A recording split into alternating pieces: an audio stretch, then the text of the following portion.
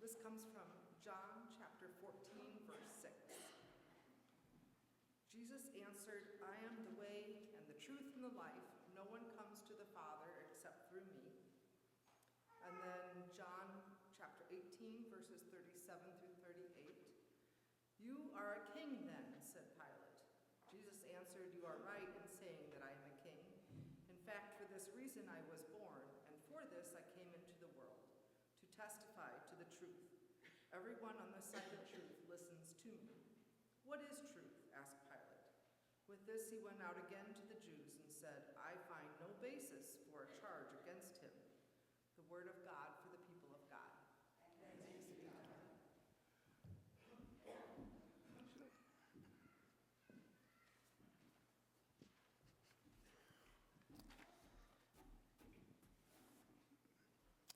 Just as a reminder or encouragement, because I forgot to mention it during announcements, we are, for anybody who is wanting to take on the challenge and the blessing of reading through the Bible in a year this year, we are doing that together as a church. There is on the back of your bulletin a QR code that will take you to kind of the app and the plan that we are using. It's called the Bible Recap, and what I like about this one is that it also gives context. There's at least one video every day where what you are reading is explained to you and how it fits into the whole meta-narrative and background, historical background and everything within what you're reading. So highly recommend it. Join me and join all of us who are going to do this year. I know it's the 5th. You can start whenever. Doesn't matter. And guess what? If you start and you end up stopping, you at least started and you read more Bible than you probably would have otherwise, right? So that's a good thing. So go ahead and jump in and do this. I do it on my Bible app on my phone. And a lot of times I will listen to the Bible during the day because you can have it just read to you as I'm driving from place to place, and it's a good way to get it in that way if I'm not actually sitting down and doing the study that way. So a lot of different flexibility in the plan, and highly encourage you to do that. With that being said, we are starting a new series this Sunday, and it is an apologetics series. It's called Conversations with a Skeptic, and it's really going to be a kind of a mental teaching series. If you want, we're going to look at faith through intellectual rationale and reason and all of that. And so it'll feel maybe a little bit different because I might challenge you to think a little bit more than on a normal Sunday. So if I hurt your brains, I apologize. And junior high students, we actually went through at least this lesson already with them. So they got a head start on this. But I want to talk first off on apologetics itself. What is apologetics? It's a kind of a church word that I'm throwing out there. And it comes from the Greek word apologia. That means speaking in defense. So when I talk about apologetics, it's not saying I'm sorry for my Christian faith. It's defending your Christian faith. It's speaking in defense. In 1 Peter chapter 3, verse 15, Peter tells us, "But in your hearts revere Christ as Lord. Always be prepared to give an answer to everyone who asks you to give the reason for the hope that you have, but do this with gentleness and respect." Always be prepared to give an answer to anyone who asks you, why do you have this hope that you have? What is the reason behind it? What is the intellectual reason behind why you are a Christian? If someone was going to come and ask you, why do you follow Christ? Why do you call yourself a Christian? Why do you trust the Bible? Do you have an answer for them? A lot of people say that religion, including Christianity, is just blind faith. Is it? Do we just blindly trust out there? Or is there any kind of intellectual standing that we can hold to and say, hey, this is why I believe what I believe because of up here and because of right here? So today I want to look at, and really for the next 6 weeks, we're going to look at some of these intellectual reasons why I am a Christian. Why I have chosen to believe what I do and chosen the path of my life the way I have. And to do that, we're going to start with a question, a basic question that humanity has been asking for a while. It is the question, what is truth? We hear this question in the scriptures as Jesus is standing before Pontius Pilate, and Pontius Pilate is asking him, trying to figure out what Jesus is guilty of. Why should he sentence Jesus to death? And in this conversation, Pilate accuses Jesus of being a king. And Jesus says, I am a king. But my kingdom is not of this world. If it was, my disciples would stand up and fight for me, but I am a king. And so Pilate pushes him a little bit more, and then Jesus says, the reason that I was born and came into this world, I want you to hear this. If I was going to ask you, why did Jesus come into the world? A lot of people would say, so that he could die on the cross. The answer is, that's not quite accurate. Jesus says, the reason I was born and came into this world is to testify to the truth. To testify to the truth. And then he goes on, he says, everyone on the side of truth listens to me. So Jesus is saying that truth has two sides, right? There's a side of truth and the side of lies, right? The side of falsehood. He says, anyone who's on the side of truth listens to me. And then Pilate retorted, what is truth? And he walked away. Humanity has been asking this question since the very beginning. What is truth? What is truth? How do we know what is true, what is not? How do we know what is real, what is not? And so we go to all sorts of people to find truth. We go to science, we go to doctors, we go to teachers, we go to coaches, we go to financial advisors, we go to the courts and judges, we go to governments, we even go to weather apps to try to find what is true. And we all know this week that there wasn't a whole lot of truth in those weather apps, right? We should have been covered in snow by now, right? But we go to so many places to find truth. And then we even wonder, is there truth? We're kind of desperate to find truth because we want to know answers to life's biggest questions. Questions that we all struggle with from time to time.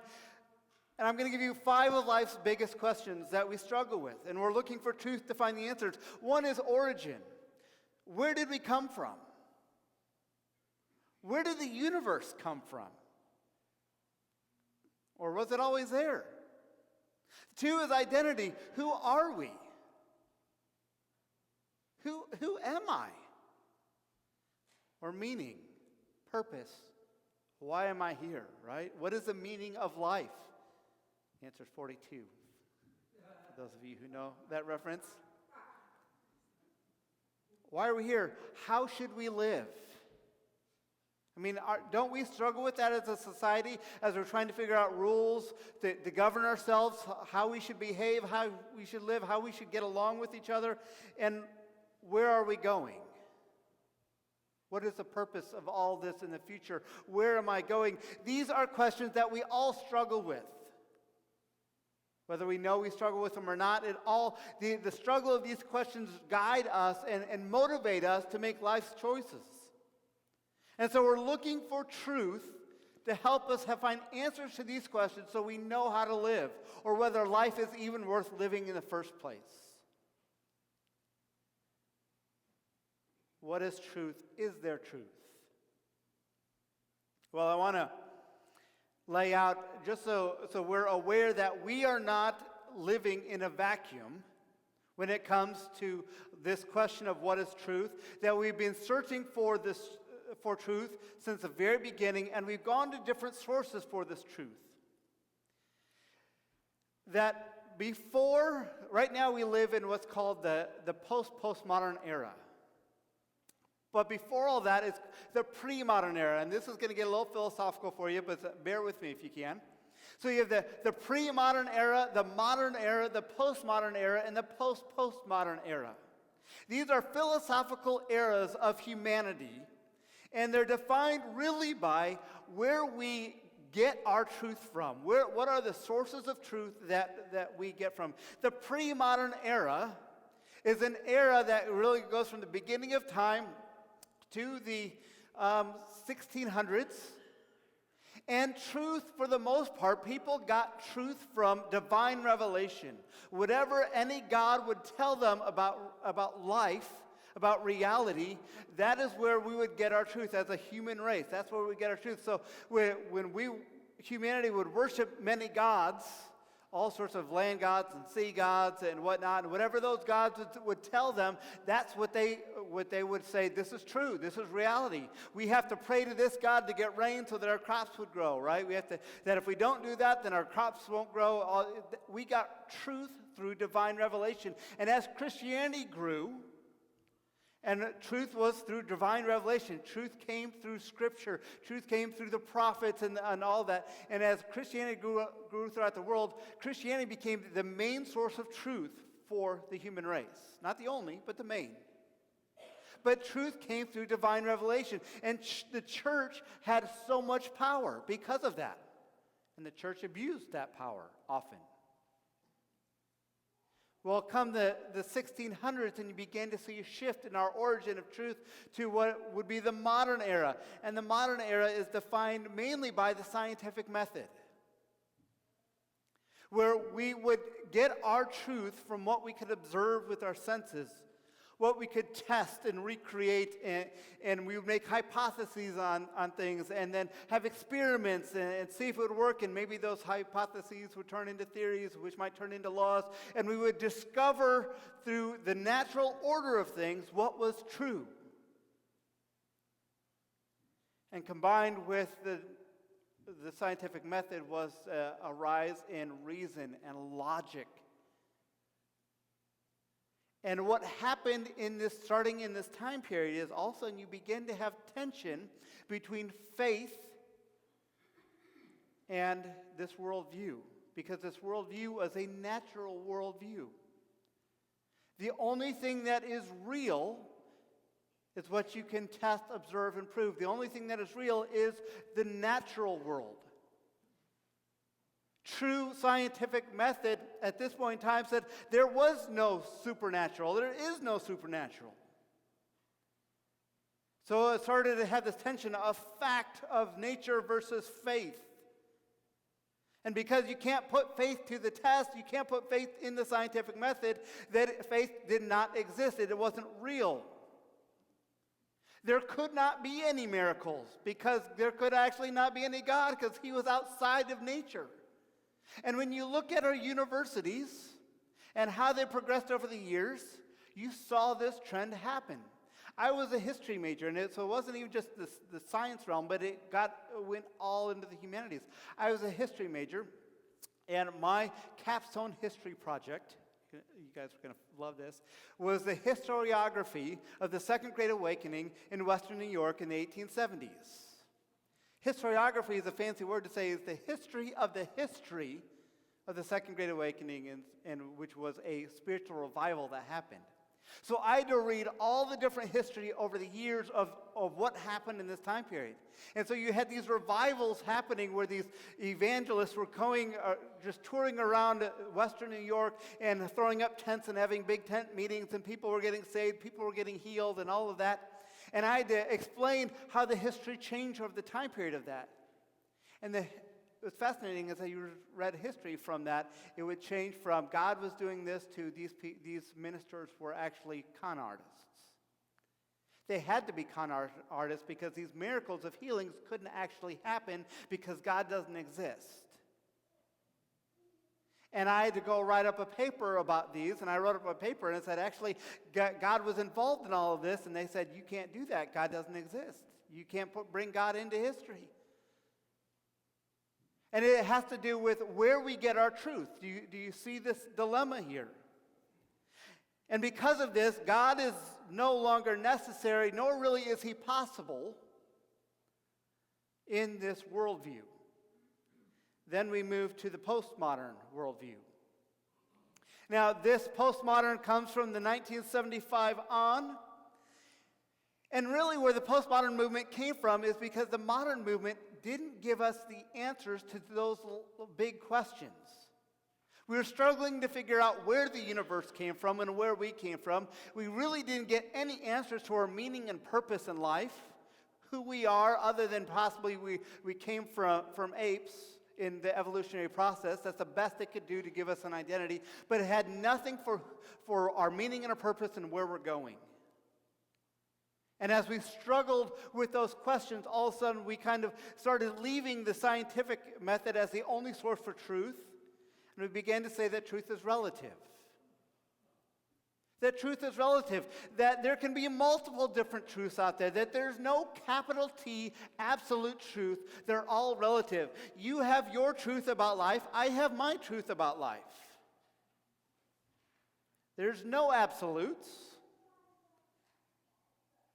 Each culture can decide what is right and wrong. Each culture can decide what is true for them and what is true for you. So everything became subjective. All of a sudden, you could not come and say, hey, you could not bring religion and say, this is what truth says for my religion, because they say, no, you can't do that. You can have your truth, I'll have my truth. But you can't put your truth on me. I can live how I want to live, and this is my experience, and you can have your experience. Truth came through experience, personal experience, or corporate experience. And there was no absolute, no overarching objective truth to it all.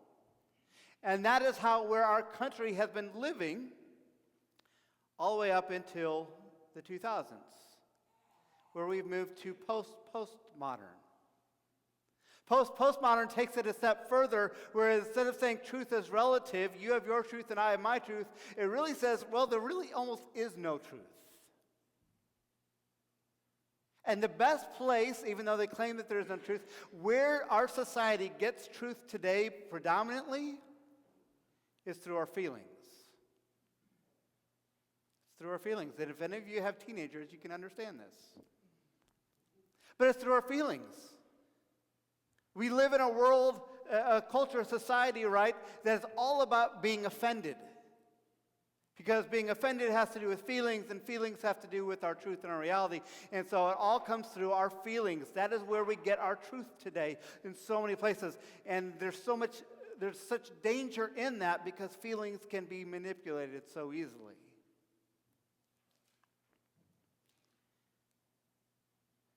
Friends, I want to tell you that there's been a war on truth since the beginning of time. A war on truth. And there are many lies about truth, and I want you to hear some of these lies. One is that all truth is relative. That there is no objective, real truth, and we'll get into that in just a little bit, where you have your truth and I have mine. But when you dive down into that type of thinking, when you say all truth is relative, you begin to go to there is no truth, and really it gets into the place where no one can really know anything for sure. I mean, how do you know you're sitting in the pews that you're sitting in? Anyone seen The Matrix? I mean, all that is your brain taking impulses from parts of your body, right? How do you know that that's what you're really sitting on, what you're really seeing, what you're really feeling? What if your brain is just changing things up on you? Right? How do you know that anything is real at all? That is where our society has gotten to. That there is no absolute. Other lies that say when it comes to religion, well, all religions are true, or maybe all religions are all false. But no one is actually true. Other lies is you can't judge anybody else because you can't say what is right or wrong. You get into the Christian church, and as we struggle with the church, we say that, well, all interpretations of Scripture are equally valid.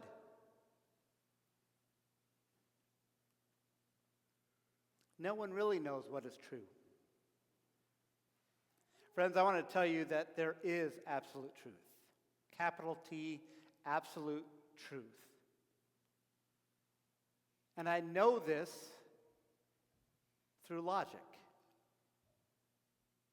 I know this through logic. If you are going to come and tell me that there is no absolute truth, you know what my response would be? Are you absolutely sure that there's no absolute truth? To claim that there is no absolute truth is an absolute truth statement. Does that make sense? To say it is absolutely true that there is no absolute truth, you have to contradict your own statement to make that statement. You cannot say there is no absolute truth because that's an absolute truth. Logically, rationally, no matter how you try to cut it, you always go back to the fact that there has to be at least something somewhere, an absolute truth, an absolute reality. Same thing as saying, you can't know anything. No one can know anything for sure. Are you sure that no one can know anything for sure? Because isn't that knowing something for sure?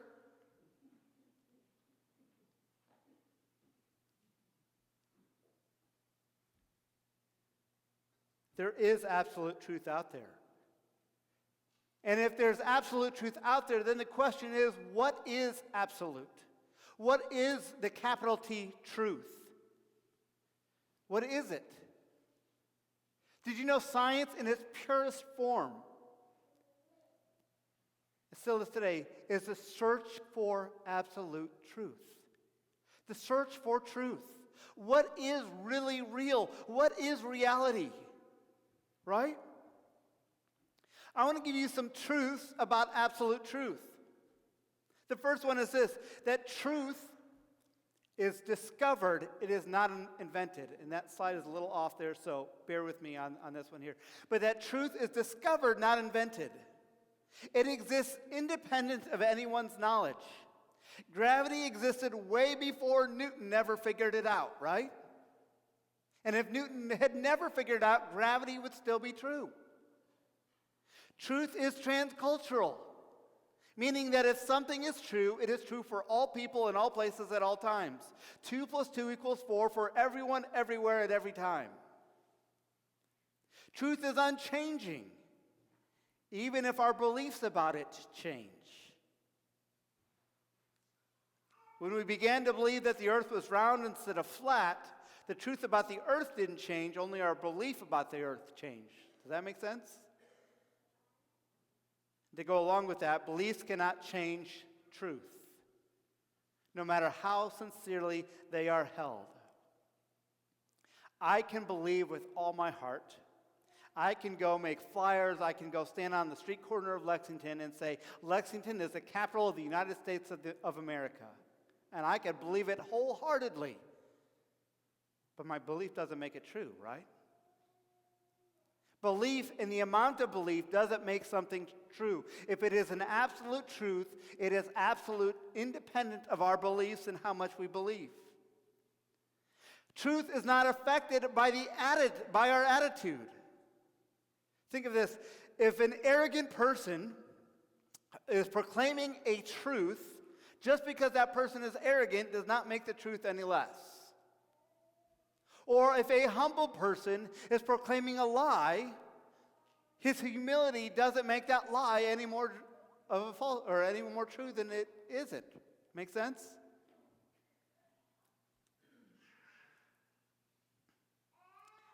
Absolute truth is exclusive. And this is a big one.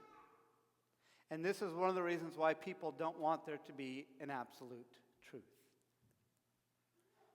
Truth, by definition, is exclusive. Meaning, if something is true, the opposite cannot be true. You can have multiple truths at the same time, but not if they're contradicting. Does that make sense? Truth, by nature, is exclusive. And the world doesn't like that. That's why you have relative truth or no truth. So friends, truth exists. It does. I can't get around it. But why does it matter? Why does it matter that there's a capital T truth out there? Can I just be like, you know, I'm sure there's a truth out there, but I don't even need to know it. It matters because Absolute truth is the foundation of the universe.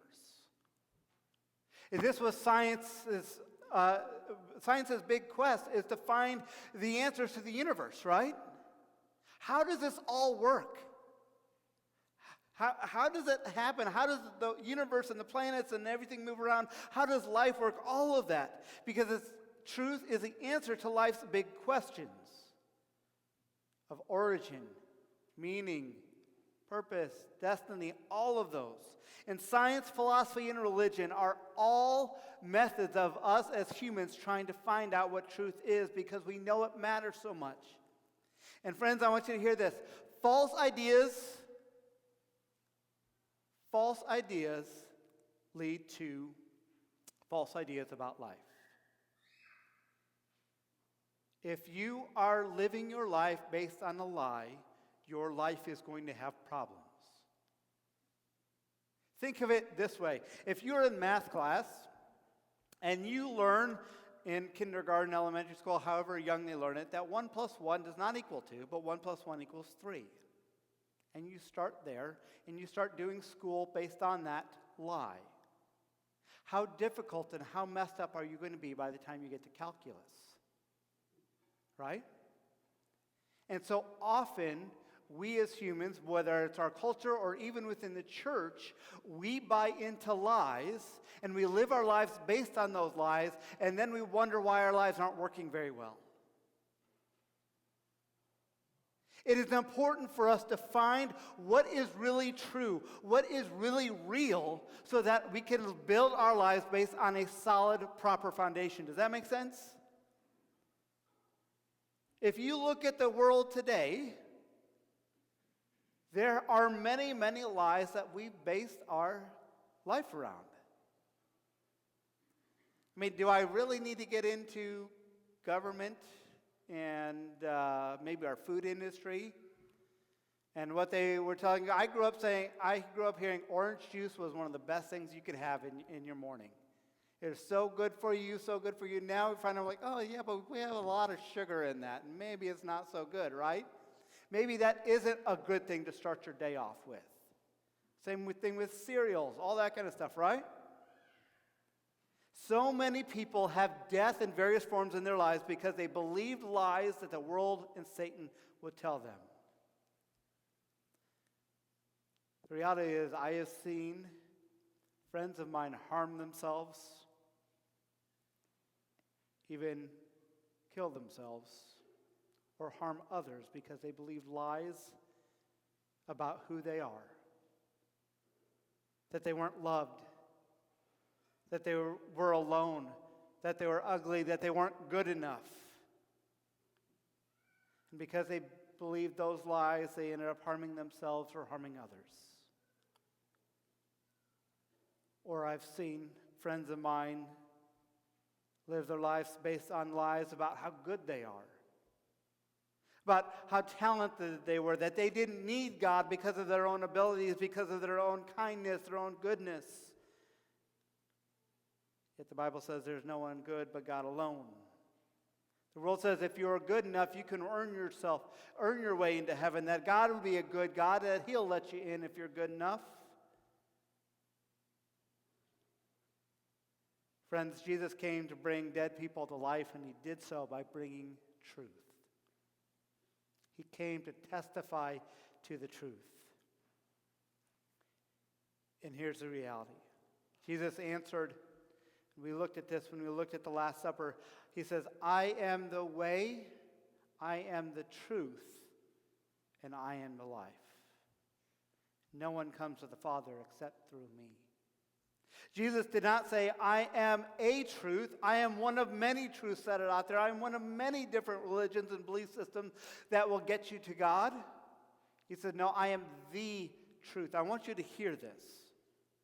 Because truth is not a concept. It is not an idea. Truth is a person. The person of Jesus Christ. He is truth. In Him we find our origin, we find our identity, we find our meaning, we find our morality, we find our destiny. In the truth of the person of Jesus Christ. The Bible tells us that nothing was made in all the universe except by Jesus. All of the laws of physics that were put in place, Jesus put those in place because he is truth. And they are truth to us because of that. Friends, I look at the world, and I even look at the church. If I'm honest, I look at myself. And I see us going after so many wrong things because we believe lies. That this will satisfy us over here. This will give us happiness over here. This is the purpose of life to do this. When the truth has really been right in front of me the whole time, and that is in Jesus. We go back to Pilate. He asked the age-old question, what is truth? And the sad thing is this, is after he asked that question to Jesus, he walked away. And he walked away from the one person who could truly answer that question for real. My fear is that I would do the same thing. And my hope is that we as a church, we might stand in front of Jesus and we might ask the question, Jesus, what is truth? And we might listen to his answer in our lives. Where he speaks to me, he says, Michael, what is true is that I created you. And I put you here for this time, for this purpose, that you might serve and worship me, that you might bring my love to this world.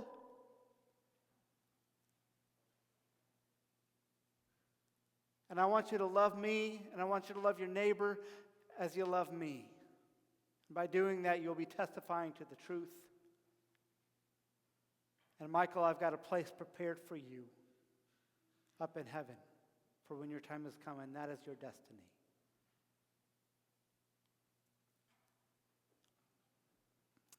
Friends, I believe that the absolute truth that is out there is Jesus Christ. We'll get into, and it's okay if you don't believe that. It's okay if you're struggling with that and you have so many objections. That's what this whole series is about. It is good and okay to question and doubt. I want to tell you, for me, this is not relative truth that I'm speaking. The truth that I have discovered is in Jesus Christ. And he makes sense of the rest of the world. And I hope you might stand in front of Jesus this morning and say, Jesus, what is truth? And wait for his answer.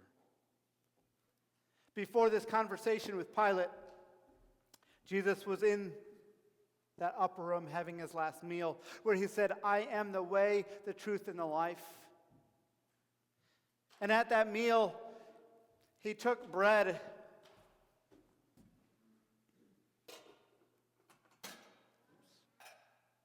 He took the bread, and he lifted it up, and he gave thanks to God, and then he broke it, and he said, this is my body broken for you.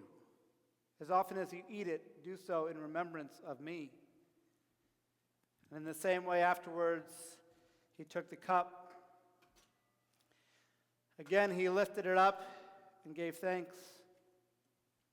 So this cup is my blood shed for you, the new covenant that I am giving to you. Drink this in remembrance of me. Friends, we gather at the table this morning because Jesus, who is the way, the truth, and the life, sacrificed his body, shed his blood to make the way for us to get to heaven. Because the truth is, none of us could get there on our own. But Jesus made the way because he is the truth.